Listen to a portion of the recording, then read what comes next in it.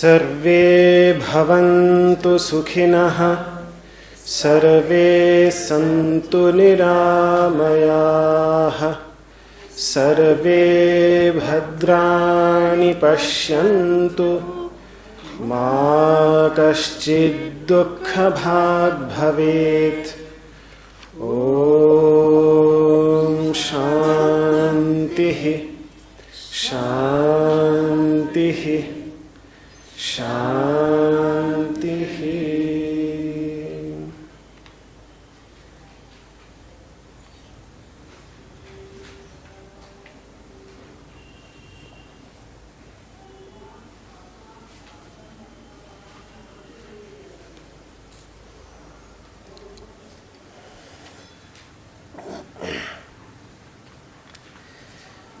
So this year we have started studying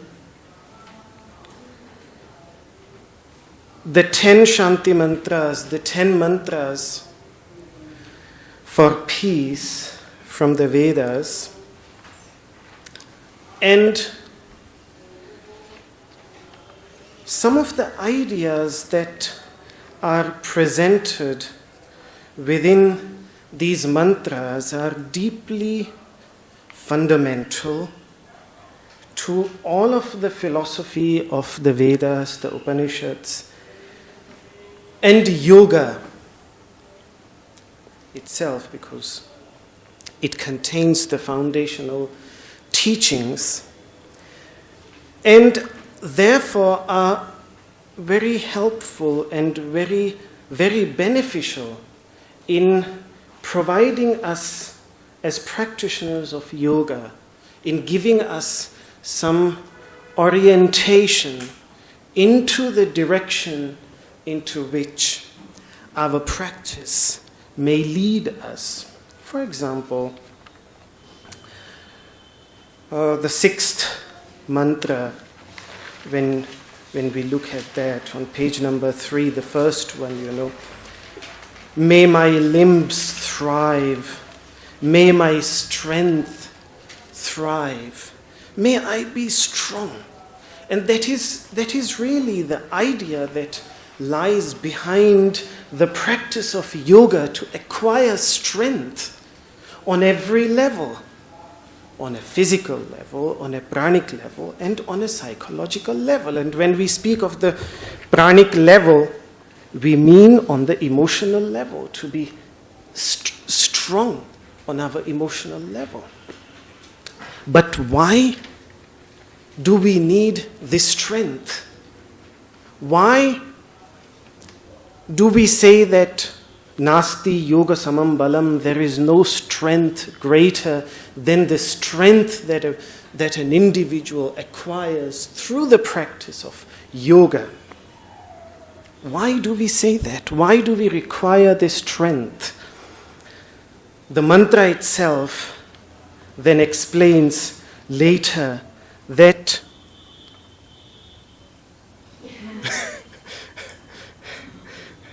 okay. Can everybody hear me? Yes. Just try to speak a little bit louder. Oh, okay.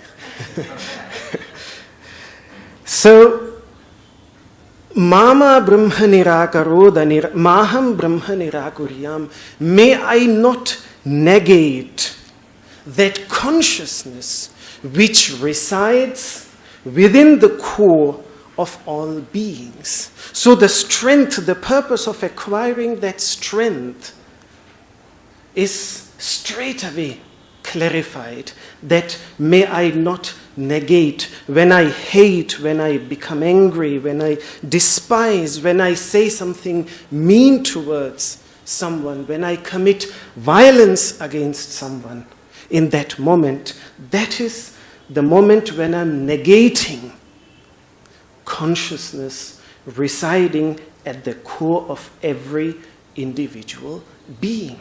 And that is why, and this is not the only mantra that is there in the Vedic teachings, but some other mantras, for example, Dhrite, when I am devoid of strength, Drimha, give me strength, but for what? Mitrasyaham chakshusha sarvani bhutani samikshi, so that I can look at all beings with an eye of friendliness, with a vision of friendliness, so that then they can also look at me. That prepares the ground for other beings to look at me with an eye, with a vision of friendliness, and so that we all may look at each other with friendliness. So that is the purpose of the strength that the masters invoke in these mantras, in these Shanti mantras, in these mantras for peace that we are about to study. As a child, when I started studying Sanskrit, and I think most of the children here in India, they study these suktis, these beautiful sayings in Sanskrit. And one of them was Vidya Vilasaya Dhanam Madaya Shaktih Paresham Paripidanaya, that knowledge just to condemn others, to show their false views. That is why some acquire knowledge. Vidya Vilasaya Dhanam, wealth they acquire so that they can be they can be arrogant. For the sake of arrogance, they acquire wealth so that they can show that I'm wealthier than you. So for the sake of arrogance, Vidya Vilasaya Dhanam Madaya, and Shaktihi, strength, power, they acquire so that they can cause suffering to others. Kalasya sadhu, but for a sadhu, for a saintly person, for a good person, just sadhu means a good person, this is the opposite. Kalasya sadhur viparitam etat jnanaya, just to acquire the light of wisdom in one's life. That for that he acquires knowledge. For the sake of giving to others, for the sake of charity, for the sake of sharing with others, he acquires wealth in his life. Danaya rakshanaya, and strength he acquires so that he can give protection. He can give rise to fearlessness in those who live around him. For that he has strength, for protection, for nourishment. So these were the ideals that underpin practices related to yoga. And the idea goes back really to Shanti, to this idea of peace, which is really fundamental to the Upanishadic teachings, to the Vedic teachings, to the yogic teachings, and to most. I should not limit it to any particular school, tradition, and religion, but every mystical pursuit has at its core these ideas of peacefulness, how to find peace, first of all, in one's life, how to find that Shanti in one's life, and then the social implications that follow. When we find peace in our lives as an individual, then the social implication that follows, because it was not someone who taught these masters, who explored the inner realities and the inner peaceful depths of consciousness, that after realization they proclaimed things like Ayam Nijaha, he belongs to us, Paroviti, and they belong to others, Ganana Laghuchetasam. These are the considerations of those who still have a very tiny little heart. Udara Charitanam, to those who have expanded their understanding, those who have expanded their heart, those who have opened their heart. For them, Vasudhaiva Kutumbakam, for them the whole planet, the whole Vasudha, the whole Mother Earth becomes like one family. So from where do these ideas come? From where did these noble ideas come to these ancient masters thousands and thousands of years ago, when humanity was relatively living still a very, what we would call today, a non-civilized life? Yet these ideas came to them and then inspired traditions after traditions and generations after generations of masters and practitioners who, again and again, every master refreshes, presents these ideas in fresh terms, under present contexts, present realities. And that is why India, over the centuries, is filled really by such mystics, by such masters who again and again bring an individual back to this realization of the deep inherent unity of all beings, or the deep interconnectedness of all beings, which is like the central theme of the mystical traditions of the Indian subcontinent. And therefore, then even, for example, one of the great mystics, Kabir, I love his teachings. A great master, when he says that this world is lost in bewilderment because each one is taking their sides, each one is keeping themselves limited to their own sides, not trying to understand the other side. But those who serve the divine by transcending all sides, which means by learning to identify with all sides, that is what I call a true saint, a true wise man. And that is why India has had so many different religions and so many different traditions. But when it came to a saintly person, and by saintly person, because again the word saint in the West has a very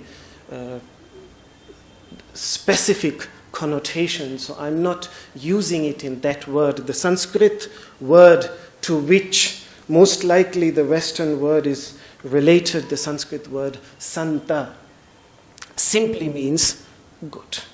It means a good person, a nice person. It means somebody who is in the who has experienced the presence. That's all. That's all what the word santa means. So this is how he defines a saintly person. And when it comes to a saintly person in India, then religious identification matters very little. A saintly person in India is not identified with his or her religion. He's just a saintly person, whether it is he is a Buddhist, he's a Hindu, he's a Muslim. It doesn't matter.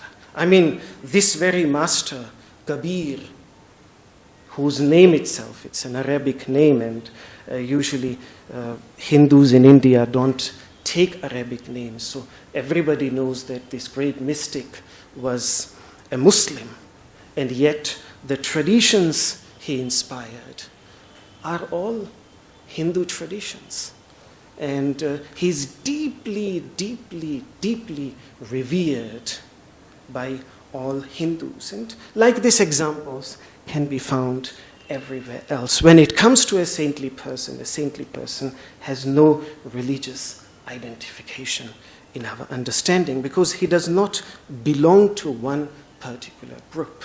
The very idea of becoming a saint is to break one's identification with one particular group and to learn to belong to all without any limitations.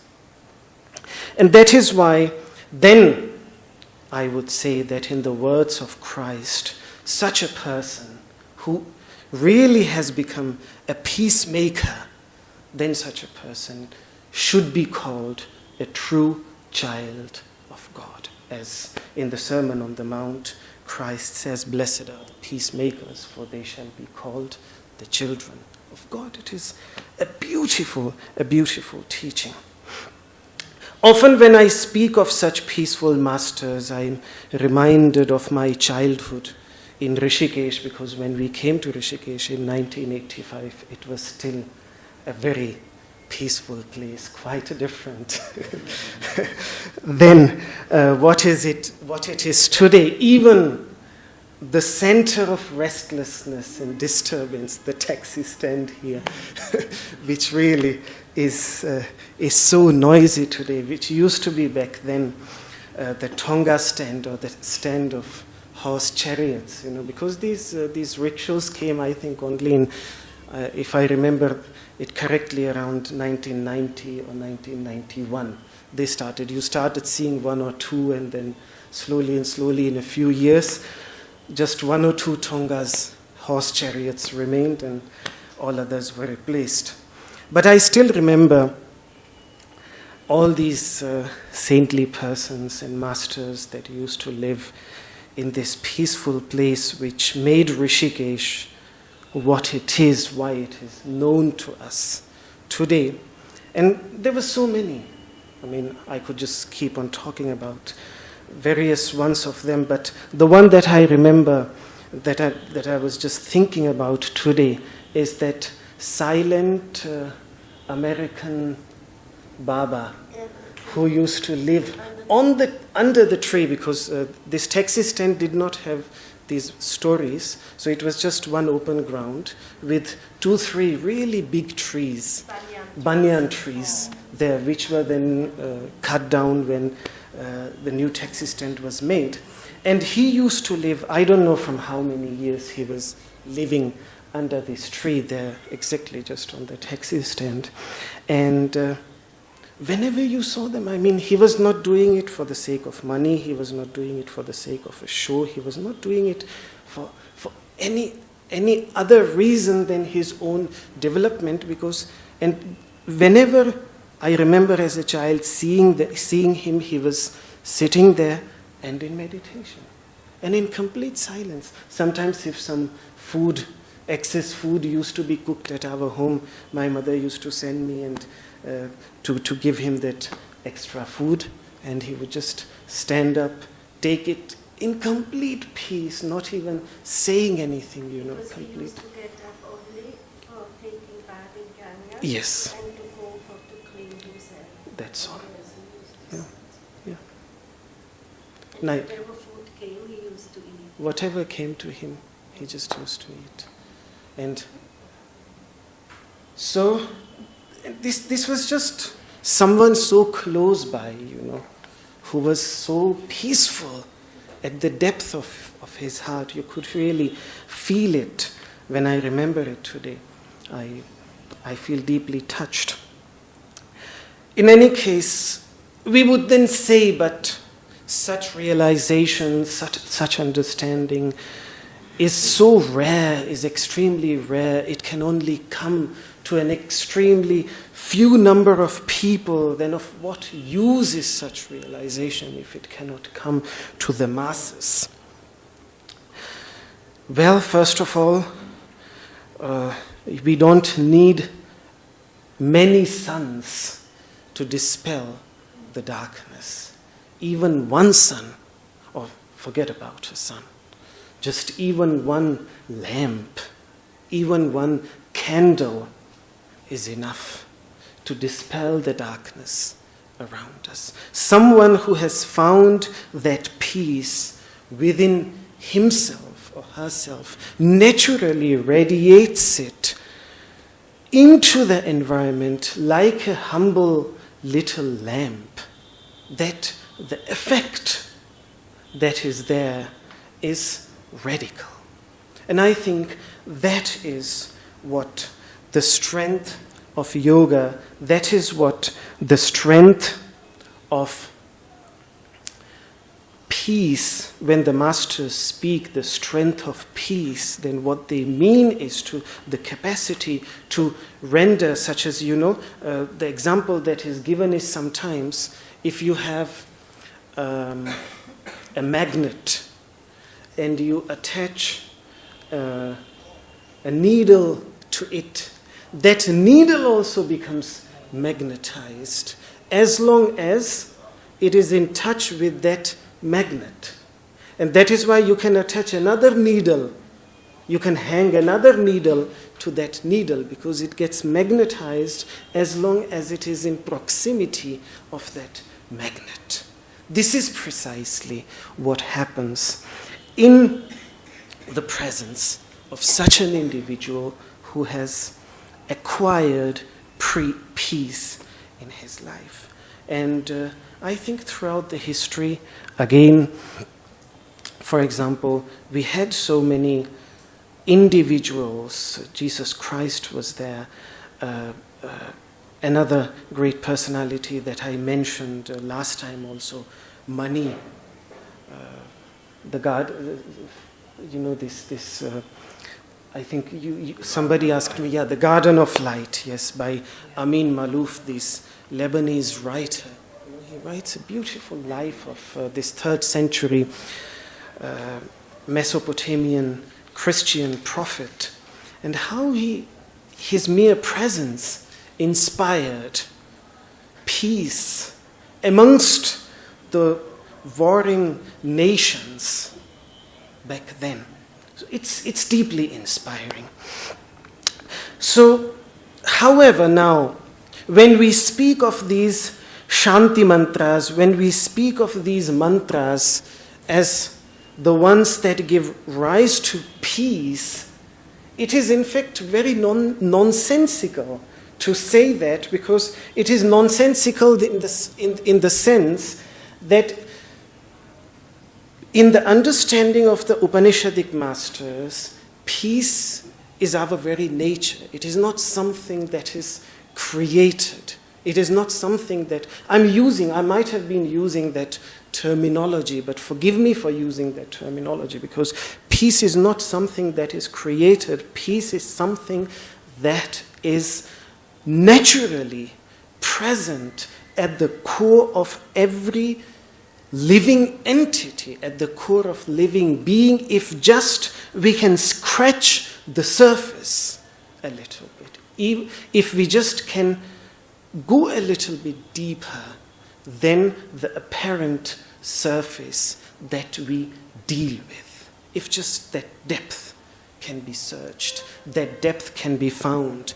An ocean doesn't seem like peaceful as long as we sit on the shore or as long as we are swimming on the surface. But when we plunge into it, when we go deeper into it, then it has those vast expanses of complete peace, of complete tranquility. And that is why one of the oceans is called the Pacific, Prashanta Mahasagara, the Pacific Ocean. But as long as we stand as long as we are swimming or floating on the surface, or as long as we are standing on the shore, we have not plunged into it. It is impossible to appreciate the peace that lies at its depth. And therefore, the example again that the masters give to say that the crystal will become transparent when it is removed from the coloring surface. In the way we say this, we say that we acquire peace with the help of pronouncing these mantras. Because as when we were studying the meaning of the word mantra in our previous discussion, those that protect us when we meditate on them, when we contemplate on them, protect from what? Protect from agitating thoughts, protect from disturbing thoughts. That is what the word mantra very literally means. So just that agitation which arises on the surface can be pacified for a while so that we can get the opportunity to experience the peace that lies at the core of our being.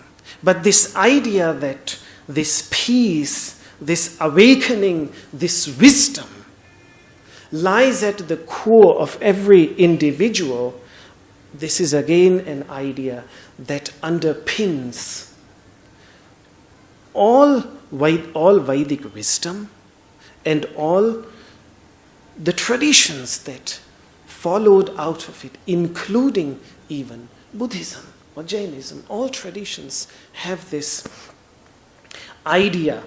That is why, for example, this last time I talked about the collection of the Vedas. I talked about the 4 Vedas as the foundational texts, the most ancient texts on the Indian subcontinent, a collection of teachings of hundreds and thousands of masters, males and females, rishis and rishikas, as they were called, and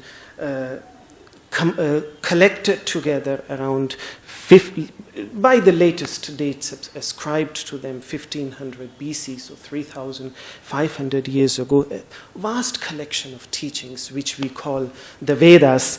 The language is extremely ancient, and that is why it is very difficult sometimes to access it.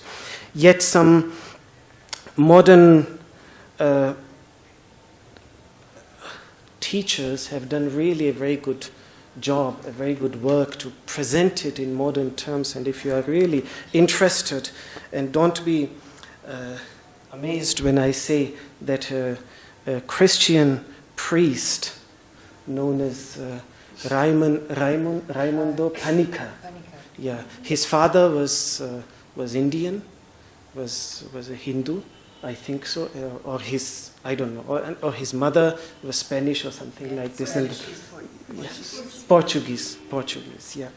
And he became deeply interested in the Vedas, wrote some magnificent, beautiful works on the most ancient part of the Vedic teachings, and was one of the key figures behind the peaceful efforts of the Roman Catholic Church. He was quite influential. He called himself, I think, a Buddhist priest. Something like this. Yeah, he was deeply, very, very universal, and his also. Sort of, yes, indeed. He got married, I think, when he was very old, just to prove to the Catholic Church that this was, meaningless. I don't know much about he was so his old that personal nobody gave life. him any.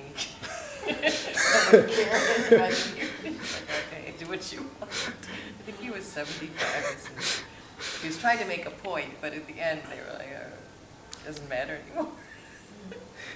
And these collections of teachings, the beautiful thing I like about this vast collection of teachings, you can have volumes and volumes of them along with their commentaries and sub-commentaries, and yet what they would say is that what the collections of themselves say, that this is just because they are 4 in number, so 4 handfuls of dust from the mountain of wisdom that still lies hidden for you as an individual to explore within yourself. This is just a few handfuls of dust that has been presented so that it would. And from where did these masters receive it? Just from within themselves. Nobody taught them. We were taught by our masters, but those earliest masters, who were they taught by? They received it from within themselves. And the ultimate purpose of these masters is what yoga philosophy, Patanjali in his teachings, calls the timeless master, the master of even the most ancient masters who are limited in time because they were born and they died. But the timeless master which was present within them, and because it was present within them, they were human beings, and because it was present within them, there is no reason that it should not be present within each one of us. So, to allow us to get connected with that timeless master within, that is the purpose of these teachings. But for that, we need that peace. We need, first of all, to grasp that peace within ourselves. And that is why Vedantic masters, when they say that Adi Buddha, we worship one Buddha who was born 2,500 years ago. Thousands and thousands of Buddhists worship him. A Vedantic master, and even in Buddhism this idea is very much prevailing, that all of us are Buddhas, are awakened from the very beginning. Adi Buddha, from the very beginning, Prakrityaiva, from our very nature, we are awakened, and there is no doubt in that.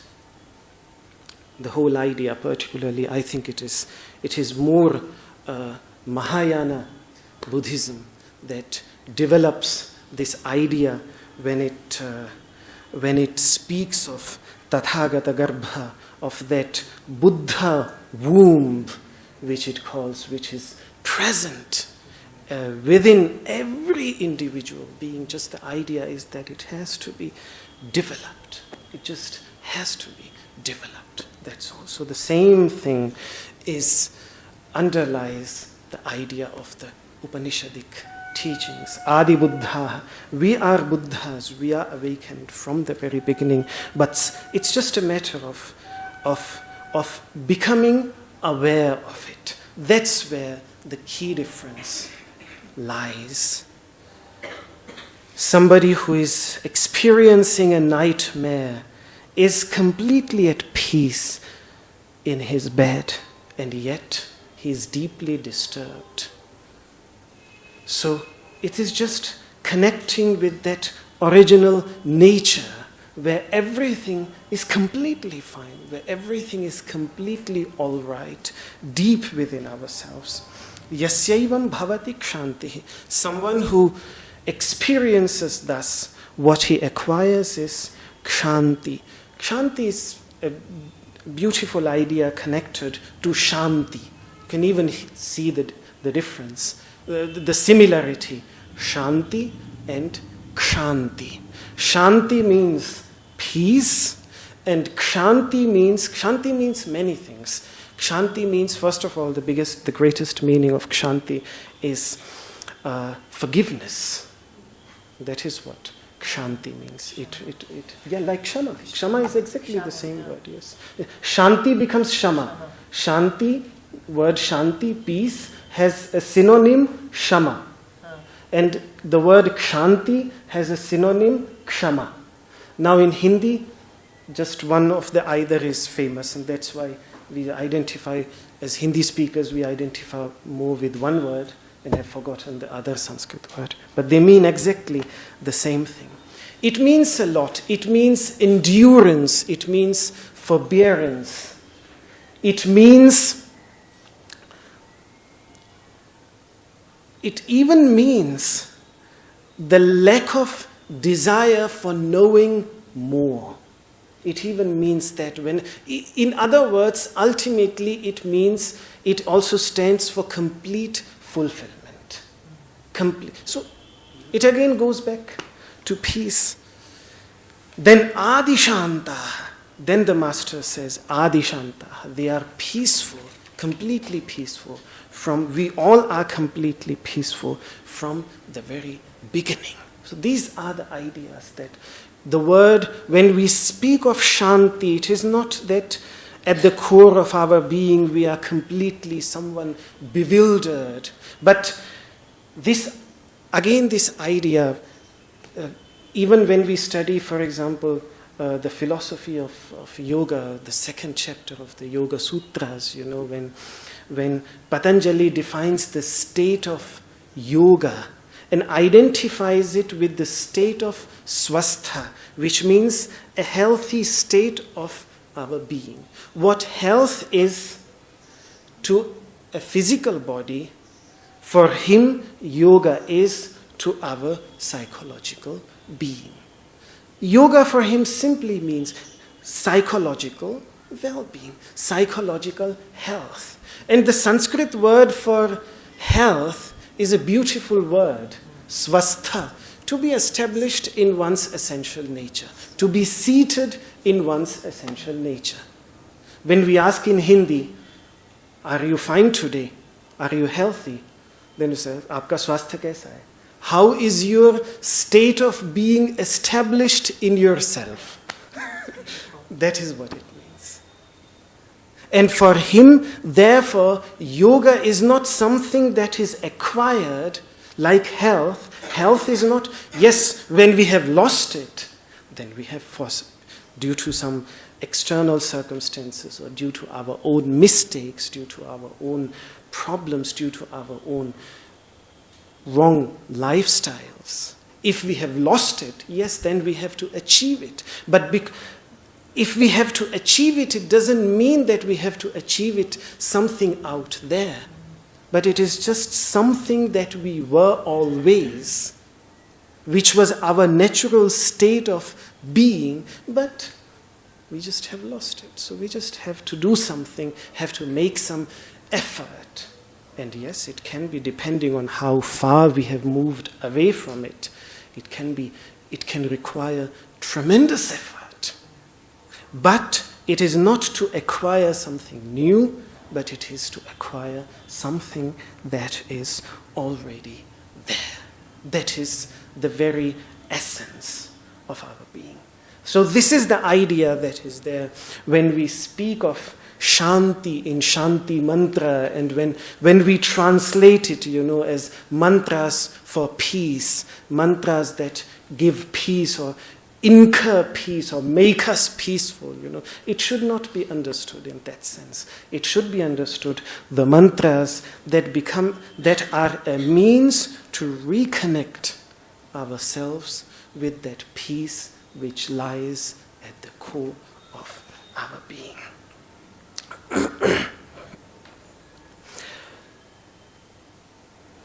Peace is also seen because the masters, they divide wealth into two categories. And this becomes more logical if you understand the Sanskrit word for wealth. The Sanskrit word for wealth is sampatti.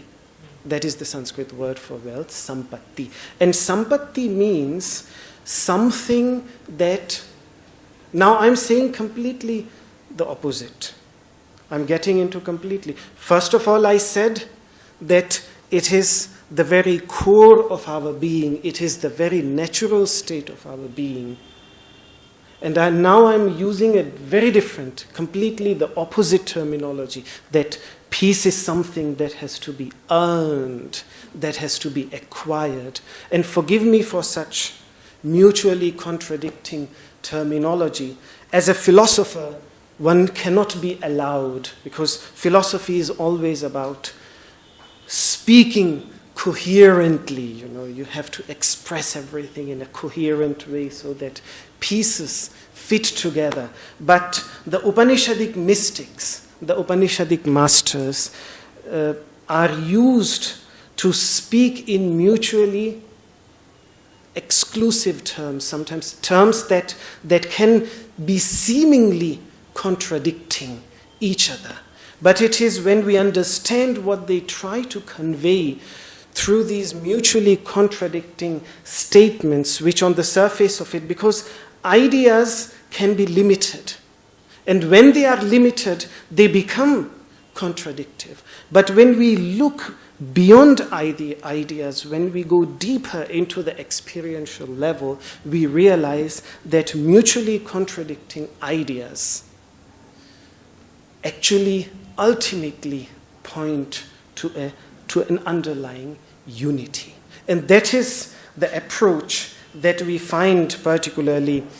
I think this is again an approach that underlies the Upanishadic teachings and also underlies the Buddha's teachings. Because sometimes the Buddha and the Upanishadic masters, they speak in our words. And when they speak in our words, using our terms, then they start speaking our language. And when they speak our language, then mutually exclusive terms are used. But when they speak in their own language, then they don't use such terms. So, but they use both. So that is why now I'm saying that initially I said that peace is something that is not achievable, but is the very core of our being, and yet as sampatti, as something that has to be generated on the different levels, which arise when something as non-material as consciousness interacts with something so material like our body. So, on what the yogic masters would call these different layers that have accumulated over that inner core, on those layers, peace has to be acquired. A person has to work hard to bring that underlying peace onto these layers. And what are these layers? These layers start from the physical layer of the body. Then the second layer is the layer of the prana, the layer of the breath. The third layer is the layer of this continuous stream of thoughts which accumulates information with the help of the senses and then presents it coherently to me as a viewer, to me as a witness. So this work of the mind, that is the third layer. And then the fourth layer is the layer of the intellect, the layer of the intelligence, the layer of the faculty of understanding. So on these various layers, one can keep on speaking about peace being the very core of our being, but how to manifest it on the different layers, how to penetrate those layers and expand one's awareness into those layers. And when awareness reaches those layers, then peace follows, because peace is the very nature of awareness. The more we become aware, and that is, now you can see how yoga is deeply connected to these ideas, because yoga allows us to become aware of, gradually, of each one of these layers. And when awareness comes, then peace naturally follows. But yoga requires tremendous effort.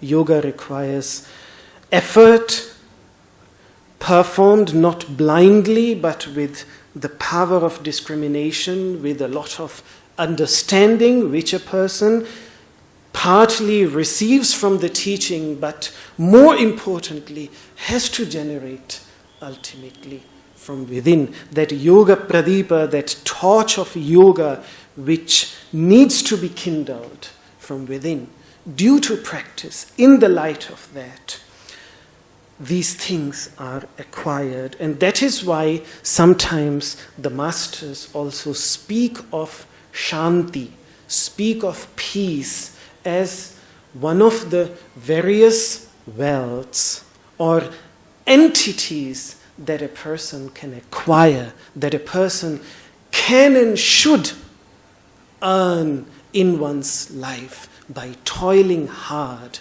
to achieve it. And that is what the Sanskrit word sampatti for wealth means. Something for which you have to toil, something for which you have to work hard to acquire. And the masters, they create this, they have these two categories of wealth, of sampatti, human wealth and radiant wealth. Human wealth is what we understand as wealth, what we value as wealth, and they valued it too, because for them the acquiring of that wealth was one of the 4 major pursuits that every human being should pursue in one's life. The pursuit of righteousness, the pursuit of wealth, the pursuit of fulfilling one's righteous desires, and then the pursuit of finding freedom from ignorance. These 4 pursuits, which are known as purusharthas, the 4 pursuits of humanity. So for them, the pursuit of wealth was extremely important, of worldly wealth, of human wealth, of what we understand as wealth. And that is why from extremely ancient times, they explored the idea of economics. And one of the first works, one of the most ancient work on economics, which was written approximately during the time when Alexander the Great invaded India from Greece by someone called Chanakya Vishnugupta, a great thinker. And if we look at that beautiful work on economics, we find that he is just representing a very ancient tradition, and he gives a long list of masters who had composed texts on economics earlier than him, whose texts are now unfortunately lost. And some of these names are the same names that we find in yoga, that we find in the Upanishads. The same names are there, the same masters.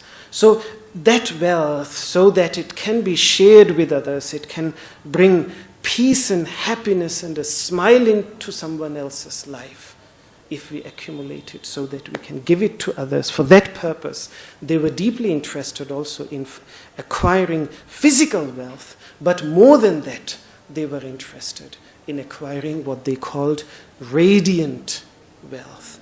Wealth which consists of knowledge and wisdom. And that is why we come across these lists of radiant wealth in the Bhagavad Gita, in the Upanishads. They differ in number according to the lists, but Shanti, peace, always is mentioned there. Therefore, it is something that is acquired, something that has to be toiled for. It is a form of prosperity. Today, governments invest a lot in financial prosperity. But what about prosperity in the term of peace?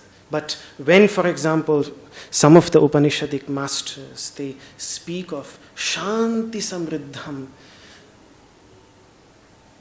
a nation, a realm which is prosperous with Shanti, which is prosperous with peace, then you can see how the masters of the Upanishads, they saw peace actually as a form of prosperity, a form of wealth, a form of something that has to be earned, and a form of prosperity which brings happiness and joy in life.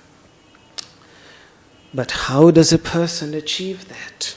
The question is, because we acquire prosperity, in worldly terms, the more we acquire, the more we accumulate wealth, we think we become prosperous.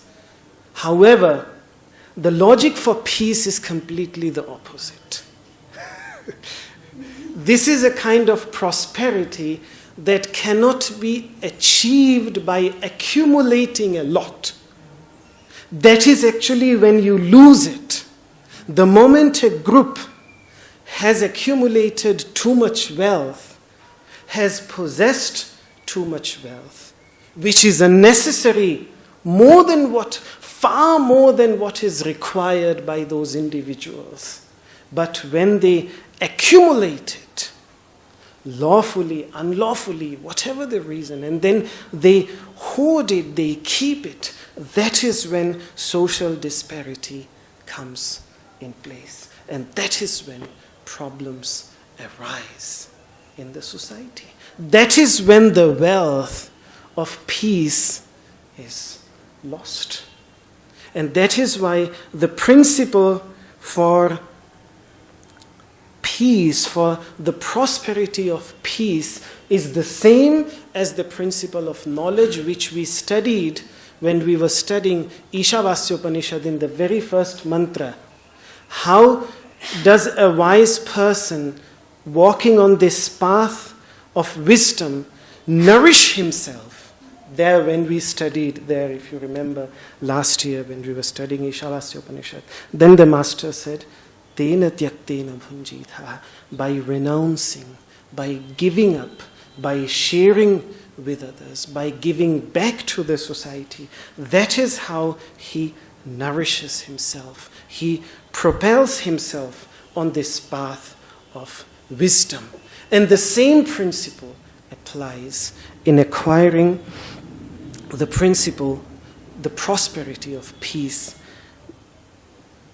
The smallest chapter of the Bhagavad Gita, the 12th chapter, which is a very, very beautiful chapter, the chapter on devotion. And it's called the chapter on devotion, but it is the chapter which inspires a devotee to transcend any kind of hatred and cultivate compassion towards all living entities. So it's an extremely beautiful chapter.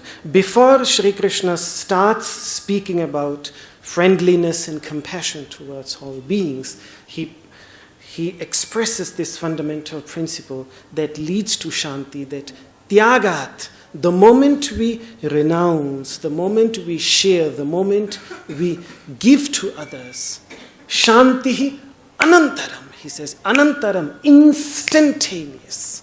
It is instantaneous. The kind of peace, the kind of bliss, the kind of joy a human being experiences when we share whatever nice, beautiful, lovely thing we have with someone else. It gives us so much satisfaction. It gives us so much inner peace, so much inner calm. Those who have experienced it and those who pursue it.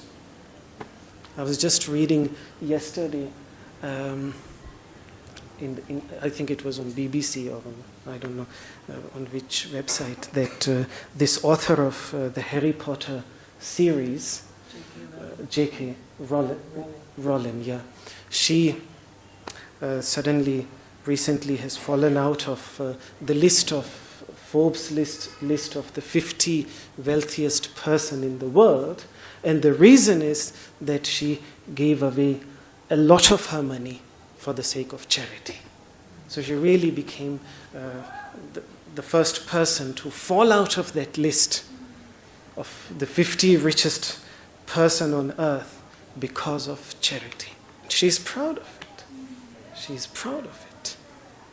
So these are the kinds of inspirations that we have today. Anybody with understanding, we don't really need these teachings to tell us these beautiful ideas. But in our nature of forgetfulness, we usually forget. So these teachings, they just remind us of the importance of these ideas, which are already naturally present, but they just need to be strengthened. And I think the deeper we go in our yoga practice, and yoga practice, I have I repeatedly say that yoga practice is like that heavenly tree which fulfills all our desires. With whatever desire we come to it. If we come to it just for a beautiful body, yes, it will be fulfilled. And then if we come to it with something more profound, such as a beautiful mind, a beautiful heart, so be it. Also that gets fulfilled. But we are the ones who have to make a sankalpa, who have to make a desire that when we practice our asana, when we practice meditation, this is what we want to cultivate. Merely practicing asana and meditation on its own may lead, may not. Patanjali is open to both possibilities.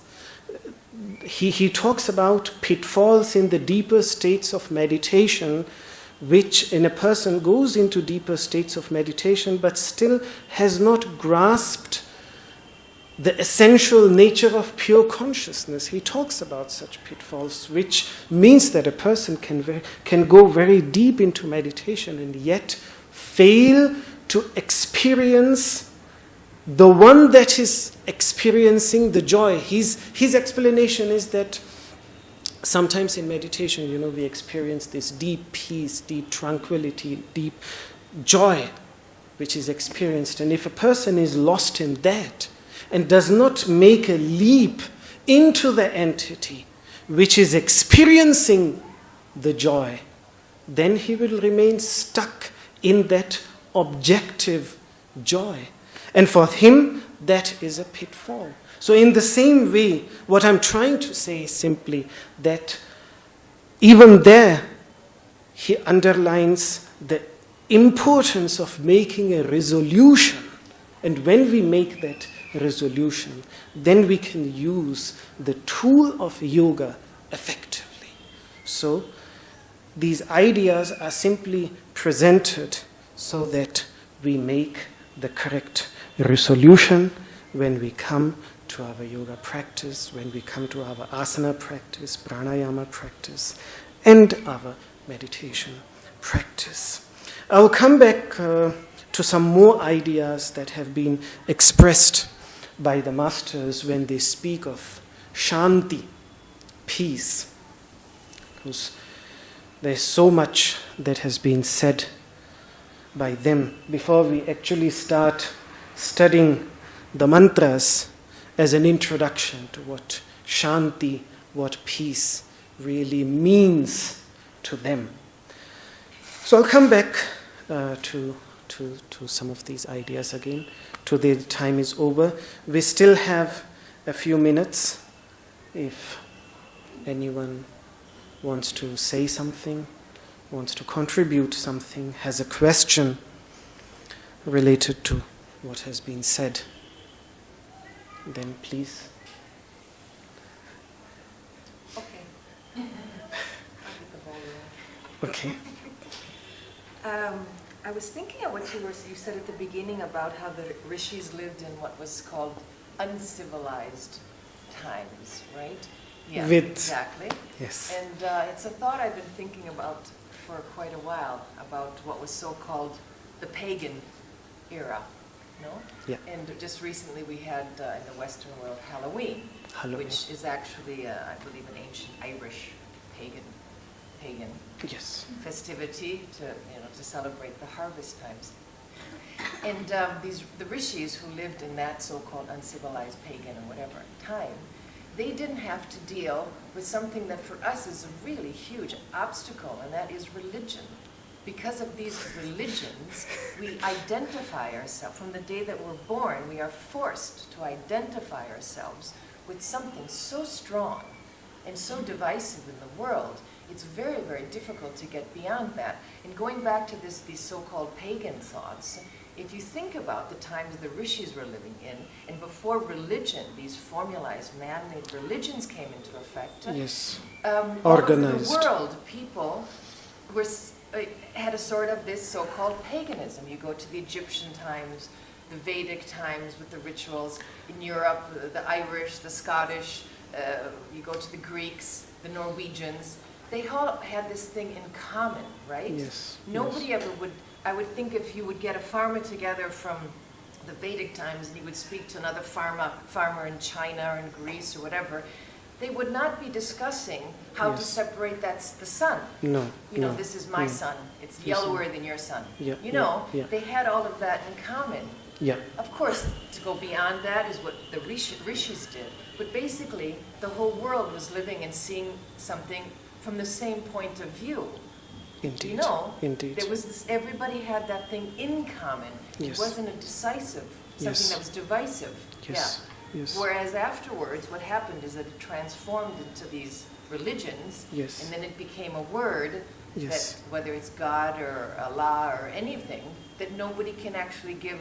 They can imagine it the way that they want it to be. They can be manipulated to see that as they want it to be. I would like to add two things to what you have said. First of all, when we will study the first mantra, we will see that some of the very words, for example, just Shanno Mitraha, let Mitra bring peace into our lives.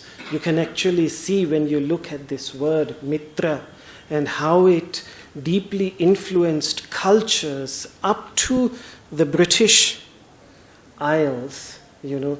During the Persian empires, it was Mitras. Then in the Roman Empire, the Mitriums. Usually, even today, under many ancient churches, the crypt was originally a Mitrium, a temple dedicated to Mitras.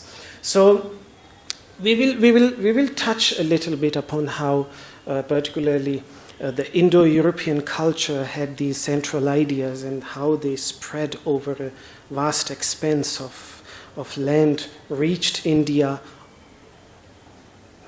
if we would say that it came into India, which is most likely the case according to modern archaeology, though traditions would not accept it in India here still. But whatever. And far into the West, how these ideas. But now, coming back to the idea of the institutionalized religions, I think even these religions very clearly had it. I mean, how can we forget the beauty of the Sufi traditions within Islam? You know, or how can we forget the Gnostic traditions within Christianity, or great masters such as Meister Eckhart and so many Christian mystics, you know, who was saying exactly the same thing. And even in the Jewish traditions, it is the Kabbalah. But the problem is that the institutionalized religions see these very thoughts within themselves. And now I'm not talking about Christianity versus Islam or Judaism versus Islam, Islam versus Judaism. I'm speaking about those individual religions themselves see their own mystical traditions as a threat, as the biggest threat. Modern Islam, well, what is modern Islam? What I mean, mainstream Islam sees Sufism as the biggest threat. And my friends in Syria already back in 2008, now I'm not, even no more in touch with them. I don't know what has happened to them. But back then, they were telling me how difficult it was simply because they were interested in Sufism. They had to dance their dances in complete hiding. And in the 15th century, the church passed a decree against any mystical... Throwing them into jail and killing completely. them. So similarly, so there then the problem, because with those universal ideas, you cannot segregate, you cannot herd people into you cannot manipulate them exactly. So then the problem arises. But the point is that what we are speaking about here is, as you pointed out, it is just that I'm just speaking about the Upanishads because this is what I have studied, what I have grown up with, what I understand the best. But the reason I speak is not that I want everybody to study the Upanishads or follow the Upanishads or whatever, but just to realize what lies deep within themselves and then let the individual find it in their own individual traditions. It's a universal thought. Because it's a universal thought. That's the It's a beauty of it. universal It's thought. universal. Yes. So when we say that, when we say what you said about religions, then we should make it very clear that every religion has it, and yet there is a section in those religions, and it's not only in those religions, it is in Hinduism also. In Hinduism also there are such sections who actively suppress such universal ideas. There are such sections. Every religion, it's not a problem of religions, it's a problem of humanity. It's a problem of humans who want to control a group of human beings who want to control and manipulate others. These teachings are the teachings that stand in the face of those who want to manipulate using religion. And that is why they feel the most threatened by such teachings. That's why, in these times, Christ was crucified, Mansur al-Hallaj was gruesomely crucified, and many such mystics were crucified in Christianity, in Islam, in Buddha all was the sent time. away. Buddha was sent away. Whatever, you take the life of any great saint. But that's why it seems to me, I mean, I could be wrong, it seems to me that we have much more information, but we have far more obstacles. Yes. You know, we have to really get over all of these obstacles, and that's one of the most important, is to identify with Yes. a religion. Identifications. You know, to get beyond that, and Yes. then... Yes. That I started in the very beginning. He belongs to me and he doesn't belong to me. Whereas before, This- it wasn't like that on a No, worldwide basis. It was not, The indeed. so-called uncivilized Yes. pagan times. Yes. So we'll come back to this idea of Shanti once again. Let us conclude with this short prayer of universal well-being.